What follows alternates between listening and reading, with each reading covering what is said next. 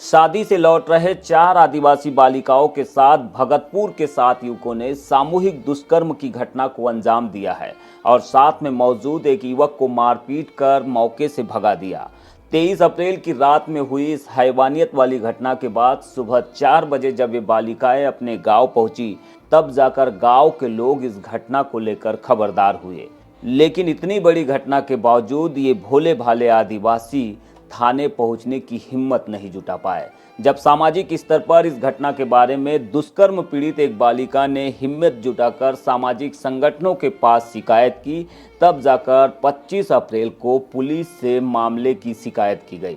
शिकायत के बाद पुलिस भी सख्ते में पड़ गई। इससे पहले की घटना के सभी आरोपी चौकन्ना हो पाते, पुलिस ने गंभीरता दिखाते हुए सभी आरोपियों को गिरफ्तार कर लिया। जिन आदिवासी बालिकाओं पर ये दरिंदे हैवानियत बने, जिस शर्म के दौर से बालिकाएं पूरी रात जंगल में सिसकती और बिलखती रही, आखिर क्यों उनके परिजन तत्काल शिकायत करने नहीं पहुंचे, ये सवाल अब भी रहस्य बना हुआ है। ये बात अलग है कि कुछ सामाजिक संगठन के लोग इसे कानून व्यवस्था के लिए शर्मनाक बताते हुए पुलिस पर राजनीतिक दबाव में काम करने का आरोप लगा रहे हैं, लेकिन कुछ सामाजिक पदाधिकारी ऐसे भी हैं जो पुलिस की तत्पर कार्रवाई की प्रशंसा कर रहे हैं। फास्ट ट्रैक कोर्ट में इस मामले को लेकर जाएं और जल्द से जल्द उनके खिलाफ कठोर कार्रवाई करते हुए उनके खिलाफ सजा दिलाने का काम सरकार द्वारा किया जाए।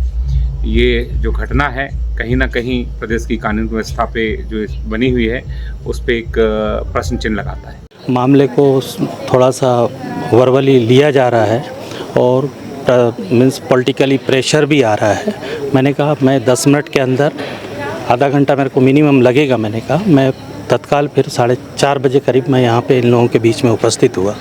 फिर एसपी साहब आए, डीआईजी साहब आए, अपने डाबर साहब थे, एडिशनल एसपी। फिर उन लोगों से चर्चा करके मैंने कहा मामले को आप सबसे पहले तो पंजीबद्ध करिए और बयान सबसे पहले करवाइए बच्चों की। कार से नहीं होना चाहिए और कोई भी समाज के साथ में, किसी भी जाति समाज के साथ नहीं होना चाहिए, मैं ये कहता हूँ। और यहाँ का प्रशासन बिल्कुल अच्छा है कि मतलब पहली बार मेरे अभी आज के डेट में कि बिल्कुल 2 घंटे के अंदर में मतलब अपराधी को पकड़ लिया गया और उनके बयान भी लिया गया, कथन भी, और हमारी जो बच्ची है उनके भी बयान हुए, जिसमें से नाबालिग। इस प्रकार से मध्य प्रदेश में बालाघाट जिले में जो हट्टा अंतर्गत तो पहली बार जो इस प्रकार से हुआ है, तो थाना प्रभारी महोदय ने और टीआई महोदय ने पंजीबद्ध किया मामले को और कार्रवाई भी किया और उनको पकड़ के मार्ग कायम भी। जिन दरिंदों ने आदिवासी बालिकाओं के साथ दरिंदगी की हद पार की, ये सभी ठाकुर टोला भगतपुर के बताए जा रहे हैं और ये भी इस शादी में शामिल होने आए थे, जहां रात के 1 बजे करीब 5 बालिकाएं गांव के एक युवा चमरू के साथ दुगलई के लिए निकले थे। तभी इनका पीछा करते हुए भगतपुर से करीब 2 किलोमीटर आगे 2 बाइक से आए 7 युवकों ने इनका रास्ता रोक लिया और चमरू से मारपीट करने के बाद एक बालिग और 3 नाबालिग से सामूहिक दुष्कर्म की घटना को अंजाम दिया।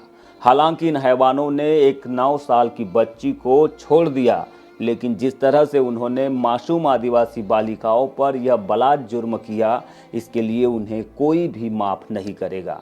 लांजी क्षेत्र के पूर्व विधायक किशोर समृते ने भी घटना के तुरंत बाद बीजीटी मीडिया से चर्चा करते हुए अपनी प्रतिक्रिया दी है। ये बड़ा ही गंभीर मामला है कि एक पिछड़े गांव की आदिवासी बालिकाओं से नशे की हालत में मारपीट कर गांव के युवकों ने उनके साथ दुष्कर्म किया। उन्होंने इस फेलियर के लिए पुलिस से मांग की है कि जिले में दोबारा इस तरह की घटना ना हो, इसके लिए व्यवस्था बनाएं और मुख्यमंत्री को तत्काल दुगलई गांव का दौरा करके वहां की स्थिति को देखना चाहिए, क्योंकि यह अत्यंत बैकवर्ड गांव है जहां किसी भी तरह की सुविधा उपलब्ध नहीं है। देखो, इस पूरे मामले में जो 3 बच्चे हैं वो नाबालिग हैं और एक बच्ची थोड़ी बालिग है, एक और छोटी बच्ची को इन्होंने छोड़ दिया। दूसरा आरोपी सभी 7 लोग हैं ना, इनके बारे में कहा गया है कि सभी भारतीय जनता पार्टी के कार्यकर्ता हैं। तो ये बड़ी गंभीर बात है। इस पूरे मामले में तत्काल पुलिस ने जो कार्रवाई की है, पुलिस को इस मामले में मैं बधाई देता हूँ, एसपी को भी। लेकिन इस तरह की घटना ना हो, इसके लिए व्यवस्था का प्रशासन को करना चाहिए, सरकार की जिम्मेदारी है। और इस मामले में तत्काल मुख्यमंत्री को दुगलई गांव का दौरा करना चाहिए, क्योंकि अत्यंत ही बैकवर्ड गांव है, आने जाने कोई सुविधा नहीं, कोई व्यवस्था नहीं है। तो ये अगर प्रॉपर व्यवस्था होती टैक्सी और ऑटो वाटो की, तो कम से कम उनके साथ इस तरह की घटना नहीं होती। सरकार का पूर्ण तरह फेलुअर है पूरा मैटर।